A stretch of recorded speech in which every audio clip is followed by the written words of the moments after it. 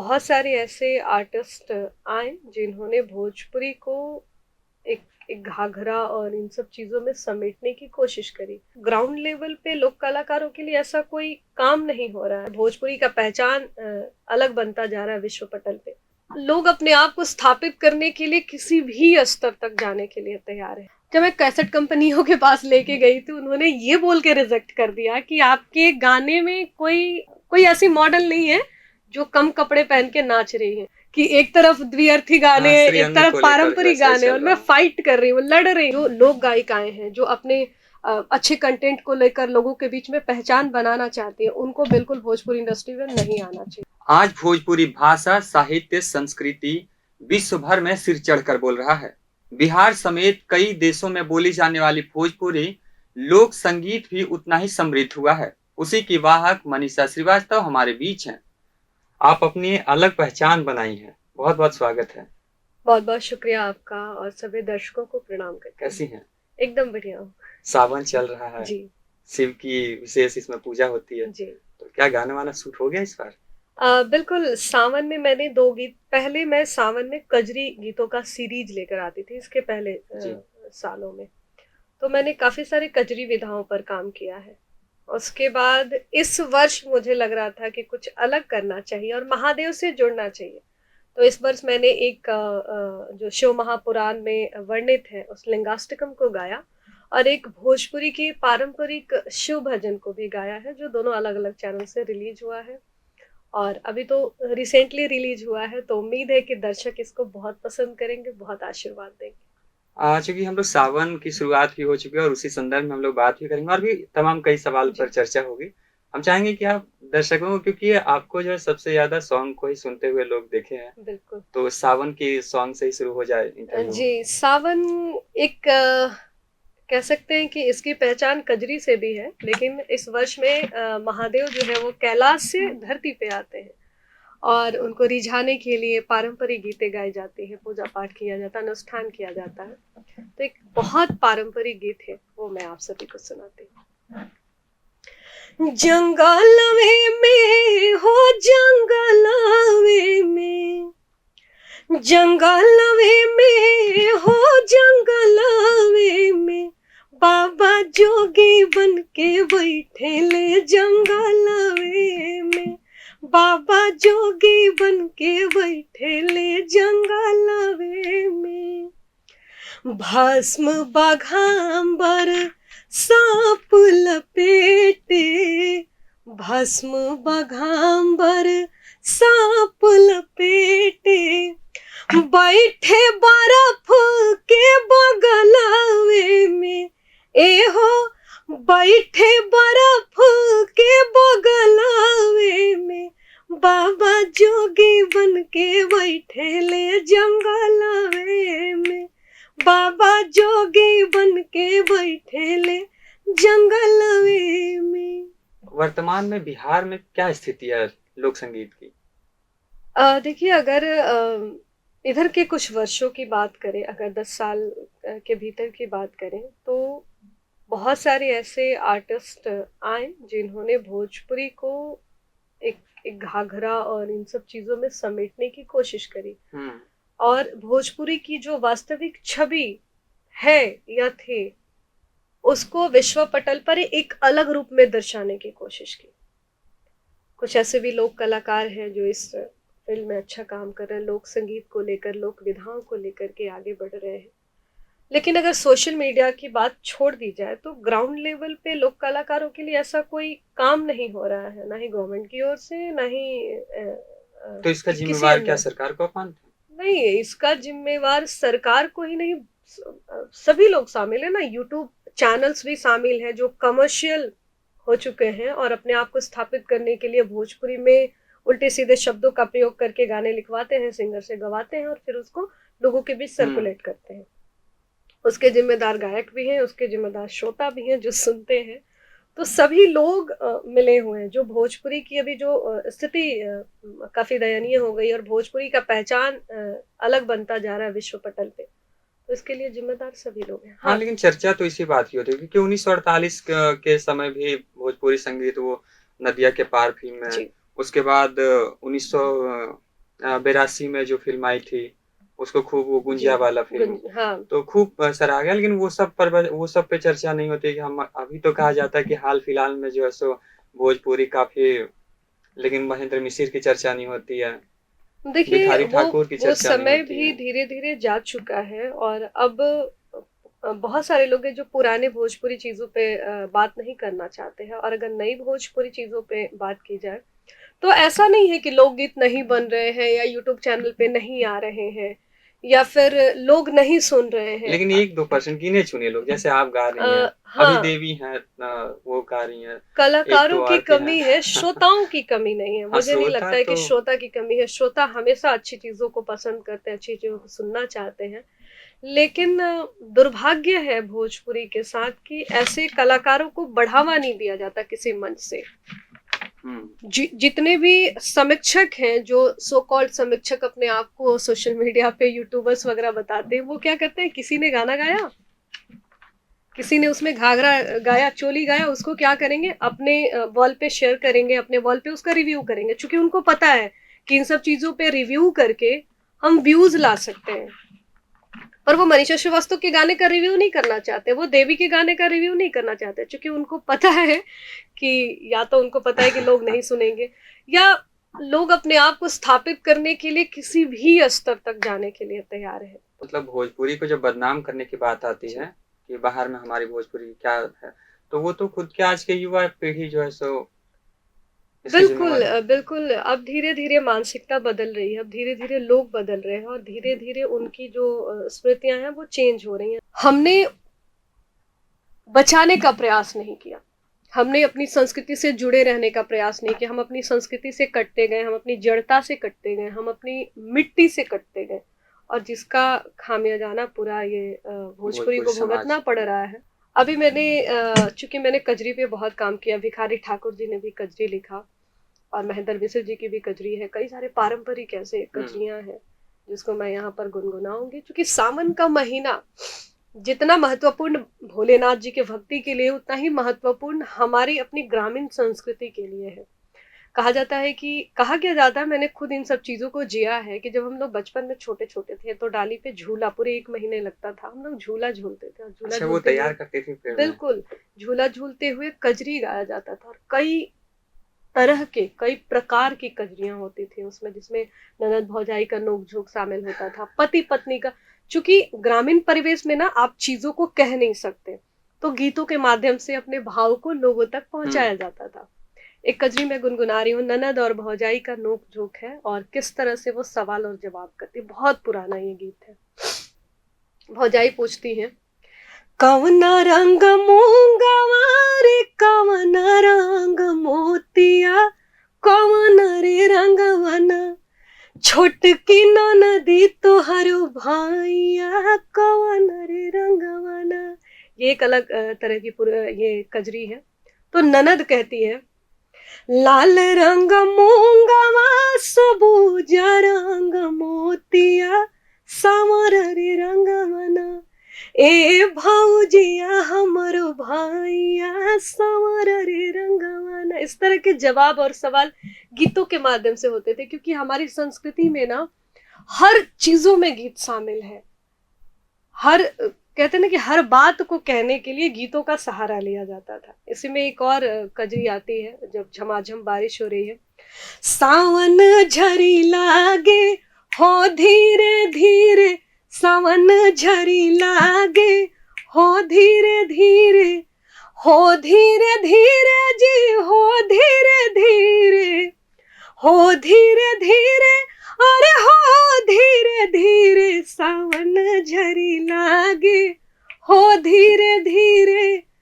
आप बचपन की बात कर रही थी, कैसा था आपका बचपन? कौन से गाँव की थी? कहाँ की रहने वाली मेरा थी? बचपन बहुत ही प्यारा, चूँकि ग्रामीण परिवेश में मेरा जन्म हुआ, वहीं पालन-पोषण हुआ। मेरे दादाजी प्रधानाध्यापक थे विद्यालय के और मुझे याद नहीं है कि मैंने कब से गाना सीखा, क्योंकि मेरे घर में संगीत का माहौल था। मेरे दादाजी लिखते थे, घर में हारमोनियम था और कोई गायक नहीं था प्रोफ़ेशनली हुँ, या हुँ। किसी का पेशा नहीं था, लेकिन घर में संगीत का माहौल था, भजन कीर्तन हमेशा होता रहता, घर में देवी माता का मंदिर था। तो नवरात्र का जब समय होगा तो मम्मी लोग ढोलक पे बैठ करके एक से एक पचरा, एक से एक देवी भजन गाती थी। तो मेरे दादाजी 3 बजे सुबह में उठ जाते थे और हारमोनियम पर 2-3 भजन अपना गुनगुनाते थे, कुछ न कुछ रोज़ लिखते और गुनगुनाते। उनकी आवाज़ को सुन कर के मेरी नींद खुलती और फिर मैं भी उनके साथ गाने लगती या सुर मिलाने लगती। धीरे-धीरे मुझे लगता है कि मैं जब 6वीं क्लास में थी, तो मेरे दादाजी को ऐसा रियलाइज़ हुआ कि इसको संगीत की शिक्षा देनी चाहिए, क्योंकि संगीत में जाने के लिए एक विधिवत तालीम की ज़रूरत होती है। फिर इलाहाबाद में मैं गई, वहाँ पे प्रयाग संगीत समिति से मैंने पढ़ाई करना शुरू किया और उसी बीच मैं मंच भी करना सीख रही थी। वर्ष 2008 में मैंने पहला कार्यक्रम किया था लखनऊ में, टीवी शो था। मंच करते-करते 2012 के लगभग मैंने सोचा कि एल्बम करना चाहिए। तो मैंने एक एल्बम तैयार किया जिसमें 8 गाने थे, जिसमें कुछ पारंपरिक झूमर भी थे, भिखारी ठाकुर जी के गीत थे, महेंद्र मिश्र जी के गीत थे। जब मैं कैसेट कंपनियों के पास लेके गई तो उन्होंने ये बोल के रिजेक्ट कर दिया कि आपके गाने में कोई मॉडल जो है वो कोई ऐसी मॉडल नहीं है जो कम कपड़े पहन के नाच रही है। हम इस तरह के गाने बाजार में नहीं बेच सकते हैं और आपके गानों में कुछ तड़कता भड़कता चीज नहीं है, कुछ मसाला, मतलब अगर आपको इस इंडस्ट्री में स्थापित होना है तो आपको मसालेदार गाना होगा। सौभाग्य से मेरे घर परिवार के लोग बहुत अच्छे, मेरे माता पिता बहुत अच्छे, दादाजी काफी सपोर्टिव, दादी बुआ चाची सब लोग। कुछ रिलेटिव्स थे जिनको लगता था कि बेटी को संगीत में नहीं भेजना चाहिए, तो वो लोग मेरे पिताजी को थोड़ा प्रेशर करते थे कि नचावल गवावल के का जरूरत बा, इंजीनियरिंग पढ़ाई, डॉक्टरी पढ़ाई, बेटी के कुछ पढ़ाई और नौकरी खातिर पढ़ाई। शायद इसीलिए आपको इंजीनियरिंग कराया गया क्या? हाँ बिल्कुल, मेरे पिताजी की जिद थी कि करना ही होगा, अगर संगीत में रहना है तो करना होगा। तो मैंने बोला संगीत के लिए कुछ भी। तो कंपनी से जब रिजेक्शन मिला तो मैंने सोचा कि हो ना हो, जो भी कुछ हो, मैं इसी विधा से अपनी पहचान बनाऊंगी। हमारी पारिवारिक पृष्ठभूमि ऐसी रही है कि संगीत में आने का तो कहीं नामो निशान था ही नहीं। आप पढ़ो, आप इंजीनियर बनो, डॉक्टर बनो, कुछ भी बनो, पर संगीत में नहीं जाना है, गायन में नहीं जाना। और तब एक और बात थी, कहीं ना कहीं एक मन में डर भी था पिताजी को और समाज को कि अगर ये भोजपुरी में जाएगी तो बर्बाद हो जाएगी, क्योंकि भोजपुरी में और क्या गाती मैं, अगर लोकगीत नहीं गाती तो क्या गाती, जो आजकल वैसा बना दिया गया, छवि वैसा। तो मैं कहीं ना कहीं अपने पिताजी को बहुत धन्यवाद भी बोलूंगी कि उन्होंने शायद इस डर को बनाए रखा और मैं इस फील्ड में आ गई। ये मेरे लिए सबसे सौभाग्यशाली और मेरे लिए बहुत अच्छा डिसीजन था। उसके बाद लगातार मैं मंच करती थी, मैंने मंच करना कभी नहीं छोड़ा। मुझे रिजेक्शन मिलता था पर उस रिजेक्शन को मैं प्रोत्साहन के रूप में लेती थी और मुझे एक जुनून अंदर से मिलता था कि नहीं, मुझे करना है, मुझे लोकगीत गाना है, जिनको सुनना होगा सुनेंगे, नहीं सुनना होगा नहीं सुनेंगे। फिर मेरी 2016 में शादी हुई। शादी होने के बाद जो हमारी ससुराल की फैमिली थी उन्होंने काफ़ी सपोर्ट करा, हस्बैंड ने काफ़ी सपोर्ट किया। फिर धीरे धीरे मैं सोशल मीडिया से जुड़ी।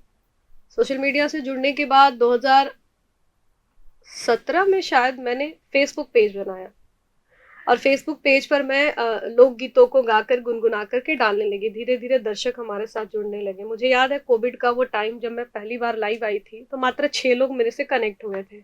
फिर भी हस्बैंड ने कहा कि नहीं, इस चीज को कंटिन्यू करिए और आज तो ये तो आपका परिवार बहुत बड़ा हो और गया। अब तो 40 लाख लोग कनेक्टेड हैं हमारे पेज के साथ। तो मुझे लगता है कि मुझे यहाँ तक पहुँचाने में जितना मेहनत मैंने किया, जितना सपोर्ट मेरे परिवार वालों ने किया, उतना ही सपोर्ट मेरे ऑडियंस ने मुझे किया। तो मैं बहुत बहुत धन्यवाद देती हूँ मेरे जो दर्शक हैं, जिन्होंने शुरुआती दिन से मेरे साथ जुड़े रहे। आपके कई गीत हैं जो कि लोगों को प्रोत्साहित करने के लिए, लोगों को, जैसे आप एक मोटे अनाज को लेकर गाई जी, हैं। मिलेट्स पे मैंने गाया था। वो गीत मैंने नहीं बनाया है, वो गीत अवसर ट्रस्ट और कृषि विभाग का जो कार्यक्रम था ना, उस कार्यक्रम के लिए, और चूंकि दुनिया भर में कई सारे मिलेट्स पे प्रोग्राम होने वाले हैं, तो उसके पहले इंडिया में मिलेट्स के बारे में तो लोग जानते थे, लेकिन गीतों के माध्यम से जो जागरूकता हो पाएगी ना, वो कह के भी नहीं हो पाएगी। मैं जब पैदा हुई तो खिलाने में ये चावल, गेहूं और दाल, यही सब हमने मकई वगैरह नहीं खाए हैं। मैं रोहतास से आती हूँ, सासाराम से। सासाराम में करघर एक जगह है,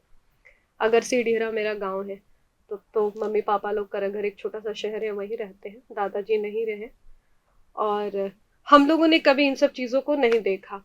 जब मुझे गाने के लिए चुना गया और मेरे पास फ़ोन आया कि हम आपसे मिलेट्स पर एक गीत गवाना चाहते हैं, जिनको हिंदी और मैथिली के बहुत ही प्रसिद्ध प्रतिष्ठित कवि डॉक्टर बुद्धिनाथ मिश्र जी ने लिखा है। मैं तो पहले उनका नाम सुन के मैं थोड़ा-सा वो हो गई कि उन्होंने लिखा है, मैं गा पाऊँगी कि नहीं गा पाऊँगी। और मैंने भोजपुरी गीतों पर काम किया है, हिंदी शब्द है, कहीं भोजपुरी टच ना आ जाए, बहुत सारे मन में सवाल थे। मैंने प्रण किया गाना तो पड़ेगा मुझे। फिर मैंने महादेव का नाम लेकर के गाया और गाने के बाद वो गीत मिलेट्स महोत्सव में बिहार के महामहिम राज्यपाल के हाथों उस गीत की लॉन्चिंग हुई। तो मेरे लिए बहुत सौभाग्य की बात है और मुझे लगता है कि यही मैंने कमाया है। श्री रामचंद्र जी के सोहर की प्रस्तुति दी, तो अभी कई सारे शहरों में हम लोग जाने वाले हैं। कोदो सावा कंगनी कुटकी ज्वार बाजरा श्री धान्यम, रहना है निरोग अगर तो खाओ अपना श्री धान्यम। हद से ज्यादा चावल गेहूं खाकर हम बीमार हुए, भूल गए तन मन को स्वस्थ बनाने वाला श्री धान्यम। रहना है निरोग अगर तो खाओ अपना श्री धान्यम। कि एक तरफ द्व्यर्थी गाने, एक तरफ पारंपरिक गाने, और मैं फाइट कर रही हूँ, लड़ रही हूँ, बता रही हूँ लोगों को कि भोजपुरी में सिर्फ घाघरा नहीं है, भोजपुरी में देवर भौजाई का वो अश्लील हरकत और जुगलबंदी नहीं है, भोजपुरी ये है। उसी तरह मैं ये मिलेट्स गीत को लेकर के और मैं फाइट कर रही हूँ कि जो हम आज जिस जिस चीज को खा रहे हैं वो हमारे शरीर के लिए और आने वाले जो भविष्य है उसके लिए सुरक्षित भी नहीं और हमको बीमार कर रहे। आपका जो है सो करियर में सबसे शानदार कौन सा गाना रहा, कौन सा रहा कि हाँ अब इसके बाद मैं इस इंडस्ट्री में टिक पाऊंगी, लोक संगीत को आगे बढ़ा सकूंगी? वैसे तो मैंने 2018 के बाद 19 के बाद जितने भी गाने गाए सबको दर्शकों ने प्यार दिया। एक बहुत प्यारा सा गीत है, पारंपरिक गीत है, आजू जनकपुर में मड़वा बड़ा सुहावन लागे। उसके बाद 3-4 लगन के वो सीजन बीते हैं और सब में वो ट्रेंडिंग में रहा है। इंस्टाग्राम पे काफी सारे रील्स भी बने हैं, हजारों में रील्स बने हैं। और उस गाने के बाद लोगों ने मुझे शादी ब्याह के ऐसे प्रोग्राम्स में बुलाना शुरू किया। वो कहते थे कि हम अपने परिवार के बीच आपको लाना चाहते हैं, इसलिए कि लोग समझ पाए कि हमारा जो संस्कृति है, हमारी जो कल्चर है, हमारी जो परंपरा है वो कितनी समृद्ध है। तो लोगों की एक सोच बदली, वरना पहले तो शादी ब्याह में अलग ही धूम धड़ाका चलता था। तो कई सारे जगह मैं गई और मैंने उस गीत की प्रस्तुति दी। तो आप फिल्मों वगैरह से ऑफर आता है कि अब तो वेब सीरीज हो गया या फिर फिल्म हो गया, बड़े बड़े फिल्मों में भोजपुरी संगीत को लाया जा रहा है? काफी ऑफर्स आते हैं, कई सारी बातचीत भी होती है और कई बार बातें, कई बार काम भी होता है, कई बार काम नहीं भी हो पाता है। पर भोजपुरी इंडस्ट्री से ना ही मुझे जुड़ना है और ना ही मैं जुड़ना चाहती हूँ, क्योंकि 2-3 साल पहले जब मुझे गाने के लिए ऑफर आया था तो एक संतोषी माता की भक्त रहती हैं और उनको मनचाहा जिस लड़के से वो प्रेम करती हैं उस लड़के से शादी हो जाती है। तो संतोषी माता के लिए जो गीत था वो तो सही था, वो मैंने गाया। पर उसके बाद एक सॉन्ग आता है और उसमें क्या लड़की कहती है कि जवानी के जामुन करके कुछ, मैंने गाने को सुनते हुए रिजेक्ट कर दिया। हमारे यहाँ लड़कियां जब जवान होती हैं तो ये नहीं गाती कि हमारी जवानी जो है जामुन हुआ है, क्या गाती हैं? बाबा बाबा पुकारिला, बाबा ना बोले ले हो, बाबा के बाला जोरी से नोरा बारा डाले ले हो। ये हमारी संस्कृति है, ये परंपरा है। तो मुझे फिलहाल भोजपुरी इंडस्ट्री में ना ही जाना है, ना ही उसके लिए काम करना। अगर वेब सीरीज और किसी डॉक्यूमेंट्री फिल्मों के लिए ऑफर आते हैं और वैसे गीत गाने के लिए जिस पर मैं काम करूँ तो मैं बिल्कुल गाऊंगी। जो लोक गायिकाएं हैं जो अपने अच्छे कंटेंट को लेकर लोगों के बीच में पहचान बनाना चाहती है, उनको बिल्कुल भोजपुरी इंडस्ट्री में नहीं आना चाहिए, क्योंकि इंडस्ट्री में तो आपको हर तरीके के गाने गाने। प्लान बी क्या होना चाहिए उनके लिए? फिर इंडिपेंडेंट होके काम करे। फिर सोशल मीडिया तो सबसे बड़ा माध्यम है। अगर आपके पास टैलेंट है तो लोगों के सामने सोशल मीडिया में फेसबुक, इंस्टा, यूट्यूब के माध्यम से रखिए। अगर आपके टैलेंट में दम होगा तो लोग आपको पसंद करेंगे, सराहेंगे। और जब सराहेंगे तो फिर। आप बताएं कि आपका विवाह भी हो गया 2016 में, तो घर गृहस्थी कैसा चला पा रही है? सभी लोगों का सपोर्ट है, ये सारी चीजें अकेले नहीं होती है, हस्बैंड का भी सपोर्ट है, और फ्री माइंड होकर के मैं काम करती हूँ, और जो हमारे सास ससुर हैं उनका भी सपोर्ट है। क्योंकि कहीं भी प्रोग्राम्स होता है तो एक चीज़ मैं कहना चाहूँगी कि मेरे जो सास ससुर माता पिता हैं, तो कभी उन लोगों की तरफ से ये प्रेशर नहीं है। चूंकि मैं होली में बाहर रहती हूँ, दिवाली में बाहर रहती हूँ, छठ पूजा में बाहर रहती हूँ, और मेरी सासू माँ खुद छठ करती हैं। तो एक बार को तो मैं काफ़ी अनकंफर्टेबल हो गई थी कि इस घर में छठ हो रहा है, कैसे जाऊंगी। फिर उन्होंने कहा कि तुम जाओ, तुम्हारा वो काम है, हमारा ये काम है। और आपके अपकमिंग प्रोजेक्ट कुछ? अभी मैं विवाह गीत को लेकर के काम कर रही हूँ। विवाह गीत में सबसे खास बात ये है कि हम लोगों के यहाँ विवाह के जो एक पूरा 16 संस्कारों में सबसे महत्वपूर्ण संस्कार ये होता है, सबसे इम्पोर्टेंट है। तो उसमें अलग अलग रस्म होता है, अलग अलग रस्मों के गीत होते हैं। तो आने वाले कुछ सालों में ये चीजें विलुप्त हो जाएंगी। लोगों को पता नहीं होगा माटी कैसे कोड़ा जाता है, लोगों को पता नहीं होगा कि कन्यादान कैसे किया जाता है, कन्यादान के समय कौन सी गीत गाई जाती है, माटी कोड़ाई के समय कौन सी गीत गाई जाती है। तो मैं एक सीरीज लेकर आई हूँ जिसके 3 गाने मैंने अपने यूट्यूब पे छोड़े हैं, काफी लोगों ने सराहा है, वो सारे मिलियंस पार हैं। और कुछ गाने लेकर के आ रही हूँ, जैसे हल्दी लगाने के रस्म का है, चुमावन के रस्म का है, तिलक चढ़ता है तो क्या गाया जाता है, बहुत सारी विधियां हैं। तो उससे दर्शक इन फ्यूचर भी रस्म भी समझ पाएंगे और गाने भी समझ पाएंगे कि कौन से रस्म में कौन से गीत गाए जाते हैं। बाकी तो सीजनली जो गाने हैं वो तो मैं ये पूरा लगातार रिलीज हो गया या फिर रिलीज होना है? 3 गाने रिलीज हो गए हैं और अगले रोक के रखा, अच्छा। अगले लगन में इसको release। तो अभी जो मैंने स्तोत्र गाया है शिव जी का, वो शिव महापुराण में भी वर्णित है, और कहा जाता है कि सबसे पावरफुल मंत्र इस बार मैं लेकर के आई हूँ। ब्रह्म मुरारी सुरार्चित लिंगम, निर्मल भासित शोभित लिंगम, जन्म ज दुख विनाशक लिंगम, तत् प्रणमामि सदा शिवलिंगम। देव मुनि प्रवरार्चित लिंगम, काम दहन करुणाकर लिंगम, रावण दर्प विनाशन लिंगम, तत् प्रणमामि सदा शिवलिंगम।